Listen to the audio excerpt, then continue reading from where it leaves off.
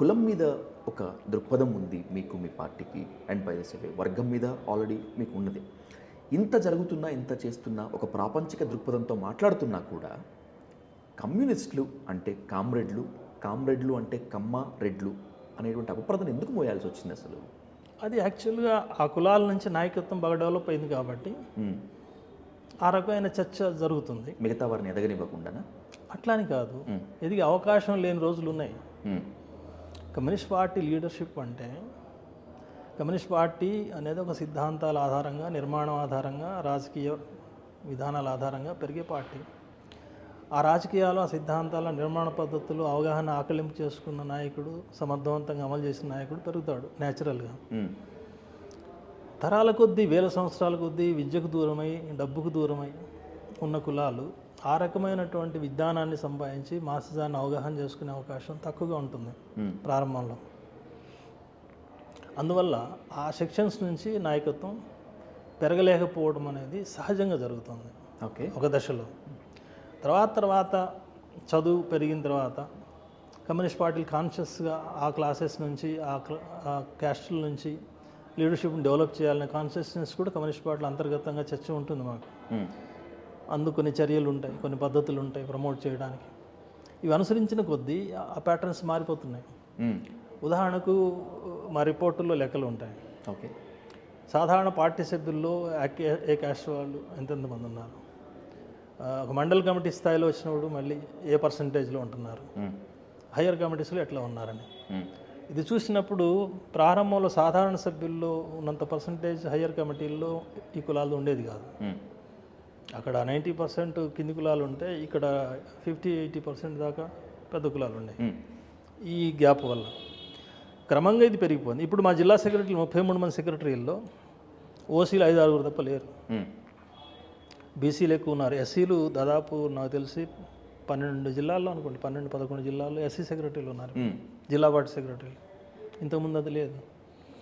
రాష్ట్ర సెక్రటరియట్లు ఇదివరకు నేను కొత్తగా సెక్రటరియట్లోకి వచ్చిన రోజుల్లో, అంటే 80s 90s, ఆ ప్రాంతంలో అగ్రకులాలే ఎక్కువ. ఆంధ్ర సెక్రటరియట్ మొత్తం దాదాపు పాటు రామయ్య గారు ఎవరన్నా ఒకళ్ళు ఉంటారు. ఇప్పుడు మొత్తం మారిపోయింది, చాలా మారింది. ఈ రకంగా మార్పు అనేది క్రమంగా జరుగుతుంది.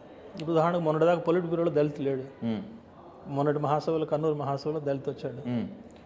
ఇది చర్చ పార్టీలో జరిగింది పోయినసారి. అంతకుముందు దళిత్ లేడని విమర్శలు కూడా వచ్చినాయి.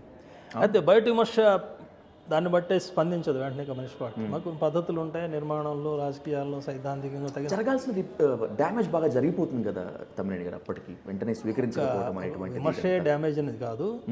అట్లాంటి విమర్శలు పట్టించుకొని పార్టీలో ఒక సిస్టమేటిక్ డెవలప్మెంట్ లేకపోతే జరిగే డ్యామేజ్ ఇంకా ఎక్కువ ఉంటుంది. ఓకే, అట్లా అని మేము దళితులకు వ్యతిరేకం, ఇంకోళ్ళకి వ్యతిరేకం కాదు. కొన్ని పద్ధతులు పాటించలేకపోతే కమ్యూనిస్ట్ పార్టీ నిర్మించడం కష్టం అవుతుంది. మేము చూసే క్యారెక్టర్ ఏంటంటే, ఒక క్యాస్ట్ నుంచి వచ్చాడా లేదు కాదు, ఈ వచ్చిన వాడు ఆ క్యాస్ట్ను ఓన్ చేసుకున్నాడా లేదా అని చూస్తాం. ఓకే, దళితైజేషన్ ఉందా లేదా వీడికి. కమ్మ సెక్రటరీ ఉన్నట్టు చూడటం కాదు, వీడికి కమ్మ బుద్ధి ఉందా, దళిత బుద్ధి ఉందా అని చూడాలి. ఆ రకంగా చూసినప్పుడు అత్యధిక శాతం వీటిలో కూడా లోపాలు ఉండొచ్చు. అక్కడక్కడ డీక్లాసిఫై కావడంలో కూడా ప్రాబ్లమ్స్ ఉండొచ్చు. బట్ ఎనీవే ఓవరాల్గా చూసినప్పుడు మాత్రం కమ్యూనిస్ట్ పార్టీలో డీక్లాసిఫై అయిన వాళ్ళ సంఖ్య చాలా ఎక్కువ. చాలా డెడికేటెడ్గా తమ పుట్టిన కులాన్ని, వర్గాన్ని, ఆ తత్వాన్ని అంతా వదిలేసి ప్రజల కోసం డెడికేట్ అయిన వాళ్ళు అత్యధిక సంఖ్యాకులు కమ్యూనిస్ట్ పార్టీలో ఉన్నారు. గత సార్వత్రిక ఎన్నికల్లో బిఎల్ఎఫ్ ఏర్పాటు చేశారు. బిఎల్ఎఫ్ ఏర్పాటు దళిత బహుజనులకు చట్టసభల్లో తమ వాయిస్ని బలంగా వినిపించాలనేటువంటిది మీ టార్గెట్ అని చెప్పారు. ఇక్కడ బిఎల్ఎఫ్ విషయంలో ఎక్కువ టికెట్లు ఇచ్చేసి ఆ టికెట్లు తీసుకున్న వాళ్ళకి కమిట్మెంట్ లేదు, వెంటనే పార్టీలు మారిపోయారు అనేటువంటిది బలంగా విమర్శ. అది కూడా నిజమే. పార్టీ సెంట్రల్ కమిటీ కూడా బిఎల్ఎఫ్ ఏర్పాటుని తప్పుపట్టింది. ఎందుకు నా డెసిషన్ తీసుకోవాల్సి వచ్చింది అసలు మీరు బిఎల్ఎఫ్ విషయంలో? బిఎల్ఎఫ్ విషయంలో జరిగింది మీరు చెప్పిన పొరపాటు కాదు. ఓకే, పార్టీ సెంట్రల్ కమిటీ పొరపాట్లుగా భావించింది వేరే 2 విషయాలు. ఒకటి, కులాల ప్రాతినిధ్యం ఇవ్వడానికి ప్రయత్నం చేయడం తప్పు కాదు, కానీ కులాల పేరుతోటే అభ్యర్థులను ప్రకటించడం కానీ, మేము అధికారంలోకి వస్తే ఫలానా కులాన్ని ముఖ్యమంత్రిని చేస్తామని కానీ ఆ రూపంలో ప్రకటించడం అనేది మనం కులవాదంలోకి పోయినట్టు అవుతుంది. ఓకే. అది కొంత ఎక్సెస్ జరిగింది అనేది ఒకటి, అది లోపం. ఆ లోపం అంగీకరించాము. రెండో లోపం ఏంటంటే మీరు ఇప్పుడు చెప్పినట్టుగా తగినంత ప్రజాబలం లేని వాళ్ళు, అట్లాంటి వాళ్ళు వ్యక్తులుగా కొంతమంది చేరారు తప్ప, పార్టీలను పేరు పెట్టినప్పటికీ వ్యక్తులుగా ఉన్నాడు తప్ప మాస్ బేస్ లేదు. ఇట్లాంటి వాళ్ళతోటే బిఎల్ఎఫ్ను కొనసాగిస్తే తిరిగి భవిష్యత్తులో కూడా విశ్వాసం పొందడం కష్టం ప్రజలది. కాబట్టి ఈ రూపంలో బిఎల్ఎఫ్ని కొనసాగించకూడదు. బలమైన పార్టీలు, బలమైన వ్యక్తులతో తిరిగి నిర్మించాలి దాన్ని. కాబట్టి ఉన్న రూపాన్ని మార్చాలి అనేది రెండో నిర్ణయం. ఈ రెండు కరెక్ట్. కానీ పార్టీలు ఇక్కడ ఉన్నవాడు మారడం, పోవడం, రావడం అది కమ్యూనిస్ట్ పార్టీ కాదు. కమ్యూనిస్ట్ పార్టీ ఒక పార్ట్ బిఎల్ఎఫ్లో. మిగతా వాళ్ళందరినీ మనం నియంత్రించలేము. ఇప్పుడున్న అవకాశవాద రాజకీయాల్లో మిగతా పార్టీ లాగానే రాకడలు, పోకడలు ఇట్లాంటివి ఉంటాయి. అవి భవిష్యత్తులో కూడా మేము మళ్ళీ ఫ్రంట్ నిర్మించాలని అనుకుంటున్నాం. అవకాశం వచ్చినప్పుడు బలమైన వాళ్ళు, వామపక్షాలు కానీ, లేదు సామాజిక ఉద్యమాలు కానీ, ఇంకా ఇతర శక్తులు కానీ తెలంగాణలో బలపడినప్పుడు తప్పనిసరిగా మళ్ళీ అట్లాంటి ప్రత్యామ్నాయ శక్తి ఎదగాల్సిందే ఈ రాష్ట్రంలో. ఇంకో మార్గం ఏం లేదు. అయితే బిఎల్ఎఫ్లో వచ్చిన పాఠాలను అనుసరించి మరింత బలమైన శక్తిగా చేయాలనేది ఇప్పుడు ఆలోచిస్తున్నాం. బిఎల్ఎఫ్ పాఠమా, గుణపాఠమా? పాఠమే. పాఠాలు ఎప్పుడు అనుభవం ద్వారానే వస్తాయి, పుస్తకాల ద్వారా రావు. పుస్తకాల ద్వారా అనేది ఒక డైరెక్షన్ వస్తుంది, కానీ అది ఆ పుస్తకం కరెక్టా కాదని తేల్చేది కూడా అనుభవమే. అందువల్ల మనకు అనుభవం ఏంటి? సామాజిక ఉద్యమాలని, వామపక్ష ఉద్యమాలని, లాల్ నీల్ని కలిపి ఉద్యమం చేయాలి అనేది ఒక పాఠం మేము తీసుకొని పోయాం కిందకి. వచ్చిన అనుభవం ఫీడ్బ్యాక్ మాకు కరెక్ట్ చేసింది. దాని నుంచి పాఠం నేర్చుకున్నాం. ఆ కరెక్ట్ మైండ్ తోటి కూడా మళ్ళీ అప్లై చేయాలి.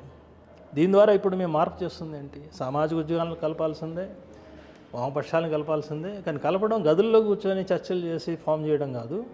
ప్రజల్లోపే ప్రజల్ని సమీకరించడం ద్వారా ఫామ్ చేయాలి. అది ప్రజా ఉద్యమాల ద్వారా దాంట్లోంచే పుట్టాలి.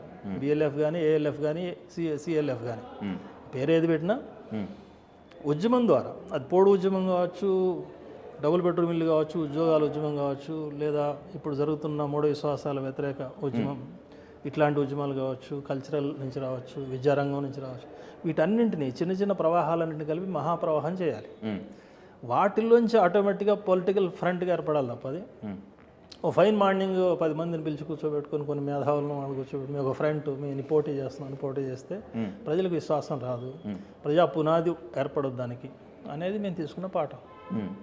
ఇప్పటి వరకు సిపిఎం ఎదుర్కొన్నటువంటి విమర్శలు, ఆరోపణలు ఒక ఎత్తు, 10 టీవీ ఏర్పాటు, 10 టీవీ అమ్మకం అనేటువంటిది అతిపెద్ద విమర్శ, ఆరోపణ. ఏంటి ఆ పోస్ట్ మార్టం ఏం చేసుకున్నారు? ఇంతకీ 10 టీవీ అమ్మకం ఎందుకు చేయాల్సి వచ్చింది అసలు? అట్లా యాక్చువల్లీ 10 టీవీకి సిపిఎంకి సంబంధం లేదు. సిపిఎం సమర్థించింది. 10 టీవీ యంత్రాంగం సపరేటు, దాని డైరెక్టర్స్, దాని కమిటీ వేరు. అది ప్రజల్లోకి వెళ్ళి ప్రజల నుంచి డబ్బు సేకరించడం ద్వారా టీవీ ఏర్పాటు చేయాలని ప్రయత్నం చేశాం. అయితే వాళ్ళ అంచనా తప్పింది ఎక్కడ అంటే ఒక 2-3 ఇయర్స్లో బ్రేక్ ఈవెన్ వస్తుంది ఓకే అని అంచనా వేశారు. బ్రేక్ ఈవెన్ రాలేదు, రాదట కూడా. 15 ఏళ్ళే 20 ఏళ్ళ న్యూస్ ఛానల్స్కి బ్రేక్ ఈవెన్ రావడం అనేది ఉండదు. దాని కమర్షియల్ ఛానల్ జోడైతే తప్ప అనేది తర్వాత నేర్చుకున్న అనుభవం. దానికి తోడు తెలంగాణ రాష్ట్రం విడిపోయింది. విడిపోవడం అనేది ఒక పెద్ద దెబ్బ. విడిపోయిన తర్వాత ఆ కమిటీ కూడా విడిపోవాల్సి వచ్చింది. ఆ టీవీ కోసం ఏర్పడిన కమిటీ, డోనర్స్ కూడా 2 వైపులో ఉన్నారు. దాంతో ఇప్పుడైతే హైదరాబాద్లో హెడ్ క్వార్టర్ ఉందో, ఆంధ్ర ప్రాంతం నుంచి మా వార్తలు సరిగా రావట్లేదు, మా వార్తలు సరిగా రావట్లేదు, వీటి సహజంగా దాంట్లో దాన్ని గైడ్ చేస్తున్న మా పార్టీ వాళ్ళు, ఆ కమిటీ వాళ్ళకి చెప్పింది ఏంటంటే మీరు ఇప్పటిదాకా చేసిన కృషి బాగుంది, ఇంకా ఇది డైవర్ట్ అయిపోయే అవకాశం ఉంది, ఇంకా మరింత పెద్ద లాసుల్లోకి పోయి డబ్బులు కూడా తిరిగి ఇవ్వలేని పరిస్థితుల్లో పోయినప్పుడు ఇంకా బదనం అయ్యేదానికంటే ఇప్పుడున్న డబ్బులు ఉన్నప్పుడే వాటిని వాపసు ఇచ్చేసి లాభాలు ఇవ్వలేకపోతున్నాం, సారీ, అందుకని మీ డబ్బు, మీరు ఇచ్చిన డబ్బు ఎంత ఉందో అంత డబ్బు వాపసు ఇస్తున్నాం అని చెప్పేసి, ఏదైతే కమిటీల నుంచో పార్టీ ప్రజా సంఘాల నుంచో కొంత పెట్టాం, ఓ 10 కోట్లు 5 కోట్లు దానికి, అది లాస్ అయితే ఆ లాస్ మనం భరిద్దాం, మన కమిటీలోంచి పెట్టినవి వాపసు రావట్లేదని వదులుకుందాం, ప్రజల నుంచి వచ్చినవి మాత్రం రూపాయితో సహా ఇచ్చేద్దాం. ఈ మార్గాన్ని మేము ఆ కమిటీకి సూచించాం. వాళ్ళు దాన్ని అంగీకరించారు, దాన్ని అమలు చేశారు. ప్రతి పైసా వాపసు ఇచ్చేస్తున్నారు. అది జరిగింది. నష్టాలను మాత్రమే ప్రజలకు పంచారు, లాభాలను మాత్రం కమ్యూనిస్ట్ నేతలు మొత్తం అంతా వెనకేసుకున్నారనేటువంటి విమర్శ కూడా ఉంది. యాక్చువల్లీ రివర్స్ జరిగింది అది. కమ్యూనిస్ట్ పార్టీ వైపు నుంచి అయితే పెట్టాము మేము దాదాపు 20 కోట్ల దాకా, అది మేము తీసుకోలేదు, అది లాస్ అయిపోయింది. ప్రజల నుంచి ఏదైతే తీసుకొచ్చామో దాని రూపాయలు కూడా చెల్లించాం. ఇప్పుడు ఏ ప్రజలైనా ఫలానా ఒక వ్యక్తి 10 టీవీకి నేను 10 రూపాయలు పెట్టాను అది వాపసు రాలేదనే వాళ్ళు ఉంటే ఒక్కళ్ళు ఉంటే అది మా బాధ్యత.